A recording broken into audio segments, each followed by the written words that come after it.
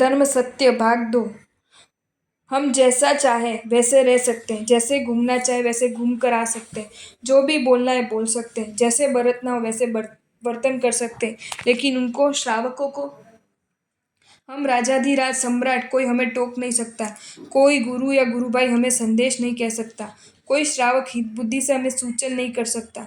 अगर कोई होशियारी बताने आए तो हम उसके 12 बजा देते हैं, दूसरी बार बोल ही नहीं सकता, इस हद तक चुप करा देते हैं। अगर ऐसा नहीं करेंगे तो भी उनकी बातों की उपेक्षा कर अपनी इच्छा अनुसार ही रहते हैं, किसी भी बात को नहीं मानते कि मानो हमने प्रतिज्ञा ले रखी हो। भगवान महावीर स्वामी कह गए हैं कि समयम गोयम माँ पमाए, लेकिन इन शब्दों को तो माना हमने, सुना ही नहीं।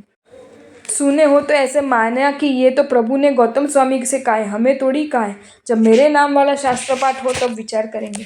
जो भी आत्मार्थी संयमी हो उनकी तो शक्ति के साथ प्रतिज्ञा करनी चाहिए कि सभी चाहे हंसा हंसी करे मैं ऐसे स्थान से हट जाऊंगा, सभी चाहे गप्प लड़ाए निंदा करे मैं वहां से उठ जाऊंगा, सबे भले ही भी कथा करे मैं वहां से गैर हाजिर हो जाऊंगा, लेकिन ऐसे अनर्थदान पाप मैं नहीं करूंगा। સ્વાધ્યાયિક યોગોથી પ્રગટ્યા જે શુભ પરિણામો તેના મારક હાસ્ય વિકથાના स्वप्न ने करता कामो धन्य थे। जिन शासन में दिखलाए एक एक योग की इतनी शक्ति है कि वे योग अपने में सुंदर भावों का उत्पन्न करके ही रहते हैं। उसमें भी स्वाध्याय, व्याख्यान, श्रवण, वाचना श्रवण, लेखन इत्यादि कितने योगों में तो मन लगता है। परिणाम में उसमें भाव उल्लास विकसित होता है, कुछ न कुछ नए विचार उत्पन्न होते हैं, मन आर्द्र बनता है, कोमल बनता है, हृदय में अजब गजब की संवेदना होती है। ये एक ऐसा अवसर है कि इसमें आत्मा प्रत्येक समय अनंत कर्मों का क्षय करता है। अगर इस भावों में और अधिक गहरा उतरता हो तो उसकी भावधारा बढ़ते बढ़ते शपथ श्रेणी पर आरूढ़ होकर परम पद भी प्राप्त कर लेता है। स्थानक सूत्र में कहा है कि कभी ऐसा बनता है कि साधु या साध्वी स्वाध्यायी योग में इतने लीन बन जाते हैं कि उनकी भावधारा बढ़ते बढ़ते केवल ज्ञान प्राप्त करती है। लेकिन अफसोस कितने कैसे प्रतिबंधक तत्व आ जाते हैं कि आगे बढ़ते हुए भाव अटक जाते हैं। इतना ही नहीं, एकदम टूट जाते हैं, बदल जाते हैं। परिणाम जो केवल ज्ञान प्राप्त करने का समय नजदीक हो गया था वहां रुक जाता है, शायद अनंत काल तक रुका रहे। एक कहावत है कि अणी चुकियो लाख बरस जीवे, यानी सूक्ष्म अंतर लाख वर्ष तक जिंदा रख सकता है। इस कहावत को यहाँ लगाए तो एक बार केवल प्राप्ति के अवसर को खोने वाली आत्मा कदाचित अनंत भव तक केवल प्राप्त नहीं कर सकती, ऐसा भी संभवित है। प्रश्न ये उठता है कि ऐसे कौन से प्रतिबंधक है जो केवल ज्ञान को रोक दें, हाथ में आए केवल्य को छटका देते हैं। स्थानक सूत्र में मुख्यतः से 4 प्रतिबंधक तत्व दिखलाए हैं, लेकिन उसमें से एक ही प्रतिबंधक तत्व का विचार करें तो वह है हास्य विकथा। शुभ भावों की धारा में रहा हुआ साधु उसी समय अगर कोई जोक सुने, किसी के मश्करी के शब्द सुने, तो उसका मन उस तरफ खींच जाता है और वह स्वयं जोर से हंसने लगता है। कदाचित वह स्वयं भी हास्य पोषक दूसरे शब्दों को बोलने लगे। इन सब में वह भावधारा टूट जाती है, शपथ श्रेणी की संभावना खत्म हो जाती है। सुबह में सूत्र याद करते साधु कभी कभी उसके अर्थ चिंतन आदि में इतना प्रसन्न बनता है कि आंखों से हर्षाश्रु बहने लगते हैं, हृदय शुद्ध भाव से भर जाता है। उसी समय कोई साधु ये पूछने आता है कि आज स्वामी वात्सल्य मूंग की दाल का हलवा खीर बनाए, क्या लाना है, और उसमें पहले के पड़े हुए आसक्ति के भाव जगते हैं। खीर और हलवा के विचार शुरू हो जाते हैं। अनंत कर्मों का कचूमर निकालने के समय अनंत कर्म बंद करने की प्रक्रिया शुरू हो जाती है। संसारी अवस्था में क्रिकेट के शौक वाला कोई दीक्षा के बाद गुरु की उत्कृष्ट वाचना सुनने के दरमियान अत्यधिक उल्लास वाला बना हुआ, उसी समय वहां पर रखे न्यूज़पेपर के खेल जगत पर नजर पड़ती है कि बांग्लादेश से भारत की शर्मनाक हार, और उस साधु को आघात लगता है। वाचना में जो उल्लास आत्म मस्ती में चढ़ रहा था, दूसरे ही पर आर्त ध्यान की होली जल रही होती है। ये अपने क्रिकेटर रिश्वतखोर बन गए, सट्टेबाजों से मिल गए, पैसा लेकर जानबूझकर हारते हैं, क्रिकेटरों से इस प्रकार द्वेष करते हैं। कोई हिंदुत्ववादी साधु को भाजपा, आरएसएस, विहिप, शिवसेना का इलेक्शन में सफाया हो गया, कांग्रेस की अप्रतिम विजय पढ़ने या सुनने के साथ ही हृदयघात जैसा हो सकता है। प्रभु भक्ति में मधुर स्वर में तल्लीनता से स्तवन बोलने वाला साधु ऐसा भाव विभोर बनता है कि आंखों से आंसू बरसने लगते हैं।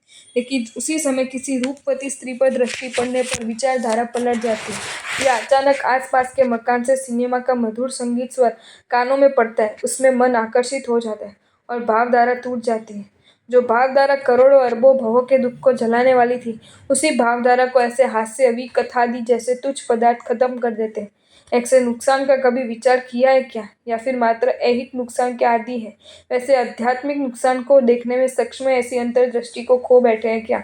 ये नुकसान तो अंदर का है, ये आंखों से दिखाई नहीं देता। इसके लिए निर्मल सम्यक दृष्टि की जरूरत पड़ती है, लेकिन हमने तो वह दृष्टि खो दी है ना। नहीं तो ये हास्य विकथा होने के बाद हो गए घोर नुकसान का आघात नहीं लगा होता। 100 पशु कट गए, ये सुनकर आघात लगता है, ये बहुत अच्छा, लेकिन इन सबसे अधिक अनंत गुण मूल्यवान अपनी शुभ भावधारा को इस हास्य हास्य विकथादि कसाई ने एक ही बार में काट दिया। उसके लिए एक आंसू की बूंद भी नहीं टपकी। ये कैसी बात? महोपाध्याय जी वैराग्य कल्पलता में कहते हैं कि समाधि भाज कुदृशाम मतेपि स्वयं न हास्य प्रथने रता स्यु। मिथ्यात्वी जैनेतर भी ऐसा मानते हैं कि समाधिशाली आत्मा कभी भी हास्य मजाक की प्रवृत्ति नहीं करते। आक्रोश हास्यादिक मन्य धर्मे प्यपक्व भावम ब्रुवते समाधे। अन्य धर्म में भी ऋषि मुनि कहते हैं कि समाधि भाव परिपक्व न हुआ हो तो आक्रोश, हास्य, विकथा आदि प्रकट होते। परिपक्व समाधि वालों में हास्य विकथा नहीं दिखती। ऐसा कोई महासंयमी है जिसने कभी जोर से हंसी ना की हो? मधुर स्मित के अलावा जिनके मुख पर हास्य विकार दिखते न हो, तो कभी भी न्यूज़पेपर पढ़ते न हो, गप्पे लड़ाते न हो, मजाक मश्करी करते न हो, किसी को भी हंसाने की चेष्टा न करते हो, ऐसा समाधि भाव यही महातप है। ऐसा समाधि भाव यही महासंयम है। ऐसा समाधि भाव यही महास्वाध्याय है। ऐसा समाधि भाव ये सर्वस्व है। संयम जीवन का सार है, चौथ पूर्व का सार है। बहुत दुर्लभ है ना ये समाधि भाव, अत्यधिक दुर्लभ है ना ऐसे समाधि भावस्थ के महात्मा। चलो हम सब ऐसे महायोगी बनने का पुरुषार्थ क्यों न करें? मोक्ष जाने की वास्तविक भावना है या सिर्फ बातें ही करनी है? अगर भावना है तो इसके लिए इस हास्य विकथादि का सर्वथा त्याग, समाधि भाव तो अत्यंत आवश्यक है। क्यों इसको प्राप्त करने में प्रमाद करें? फिर भी अंतर्मन नहीं जागता है ना, तो हम कौन है, कैसे हैं, कहाँ हैं, उसका हिसाब बरोबर देखने जैसा है। व्यर्थ की भ्रमणा में न फंसे।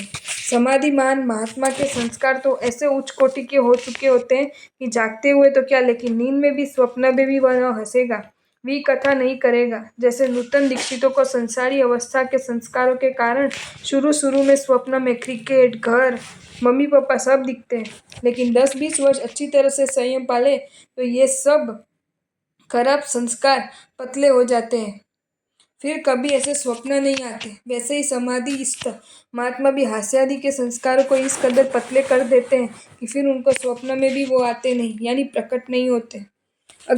અગીતારથને એક શબ્દ પણ બોલવો શસ્ત્રે રોક્યો, શુદ્ધ ગીતારથ પણ कारणविहीन मौन धरो अवलोक्यो।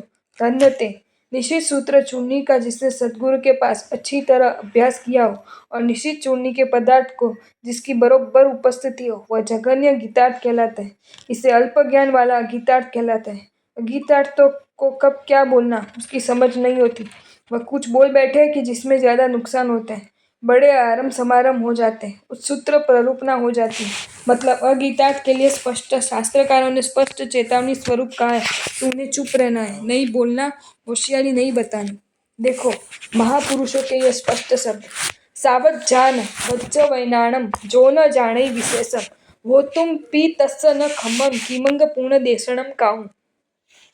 कौन से वचन सावध्य पाप वचन कहलाते हैं और कौन से वचन निर्वध्य निर्दोष वचन कहलाते हैं? इन सभी विशेषताओं को जो नहीं जानते उन्हें तो बोलने का अधिकार ही नहीं है, फिर देशना देने की बात ही कहाँ रही। ऐसा ही एक दूसरा शास्त्र वचन, अगियत तस्य वोत्तुम वही निसेहो किमंग पूर्ण देशणम काऊ। अगीतार्थ को बोलने का ही निषेध है तो देशना देने की बात ही कहाँ रही। गीतार्थ कोई ऐसी ही नहीं बन सकता। गीतार्थ गुरुवर पहले ओग निरुक्ति, पिंडा निरुक्ति, 10 वैकालिक निरुक्ति, उत्तराध्ययन, आवश्यक निरुक्ति, आचारंग वगैरह अनेक ग्रंथ पढ़ाए। इस प्रकार साधु को परिपक्व, आचार संपन्न, प्रौढ़ बनाए। उसके बाद गुरु को लगे कि ये साधु बहुत गंभीर है, अपवादों को जानने लायक है,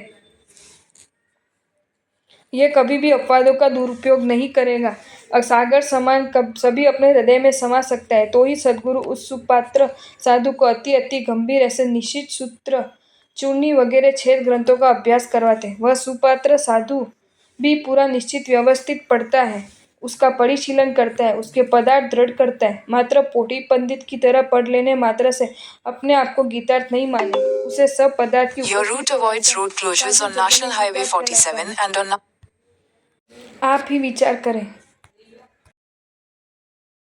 आपको ये वीडियो अच्छा लगा हो तो इसे लाइक करें और शेयर करें और ऐसे ही नए नए वीडियोज़ देखने के लिए सब्सक्राइब करें हमारी channel Jain facts and stories को।